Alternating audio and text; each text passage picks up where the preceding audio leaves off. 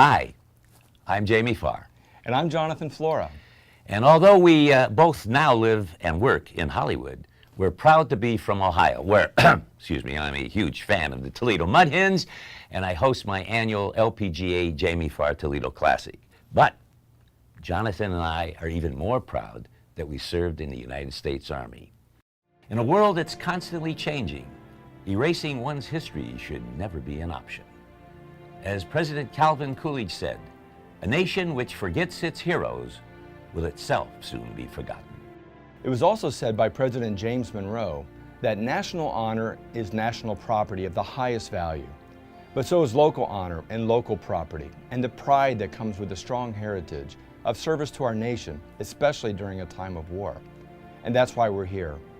In April of 2012, the Sherman tank that sat in front of the National Guard Armory in my small town of Eaton, Ohio, for over a half century, was suddenly taken away with no advance notice and no fanfare. And you're pretty familiar with that tank, aren't you, Jonathan? Oh, you mean that M4 tank that's really an M4 A375, serial number 12465, and manufactured by Ford? That's the one. Why, yes, I am. You know, it actually sat on a corner just 2 houses from where I lived. It was a fixture of the community. Kids played on it and in it, and generations have had their picture taken standing next to it or sitting on it. But even more than that, it stood for over 50 years as an icon and a proud reminder of our hard-earned freedom. And among those watching the day that it was taken away was a special person. J.J. Weichel, a 34-year veteran, a former enlisted Marine and Ohio National Guard officer, and the man that actually drove the tank, parking it on that spot over 50 years ago. He watched, wiping away tears as the tank was towed away, and he passed away just a few months later.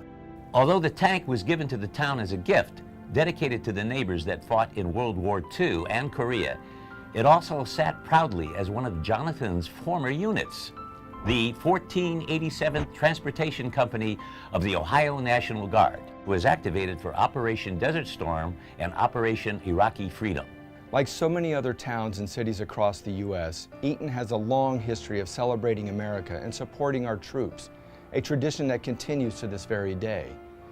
So as you can imagine, the removal of the tank has been heartbreaking to the citizens and veterans of this town that is a part of the backbone of America. It's a pillar of the community, it's a pillar of this armory. It represents everyone who served, you know, in all the conflicts. Like part of your heart's missing, you know, part of your being. It'd be about the same if somebody took your mother's tombstone off the grave. You would miss that. For years, this armory and this tank was here. That was the one thing that they could count on. This is just such a huge piece of our heritage. We want to see it back. I was told it was a gift, and so you don't really take gifts away.